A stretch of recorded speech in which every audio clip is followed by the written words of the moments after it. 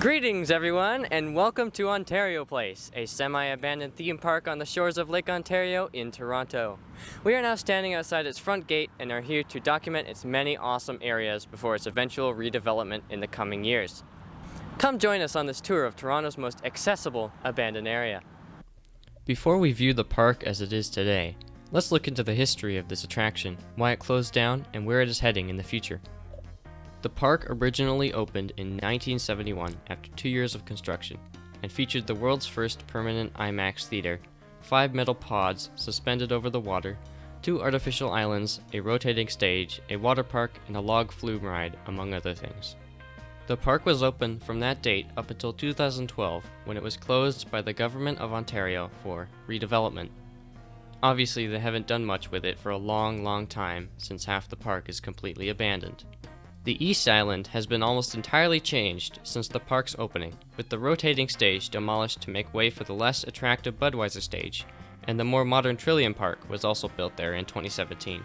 The only original structure left on the East Island is the waterslide tower, now with its slides removed. On the other hand, almost the entire West Island has been practically untouched since closing, and it certainly looks like it. On the plus side, it is one of Toronto's only completely abandoned places you can walk through completely legally without trespassing, for the most part. All that will change, however, since on July 30th, the Ontario government announced that they would be starting redevelopment on the park as soon as 2025, to be complete in 2030.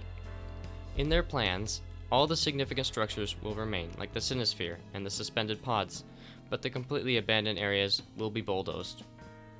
And that is why we are here at Ontario Place today, to document this beautiful park before its ultimate modernization. Let's start the tour at the main entrance, where a long arching bridge over the water takes us to the West Island. The bridge has a great view of the structures as well as the Humber Bay Shores skyline.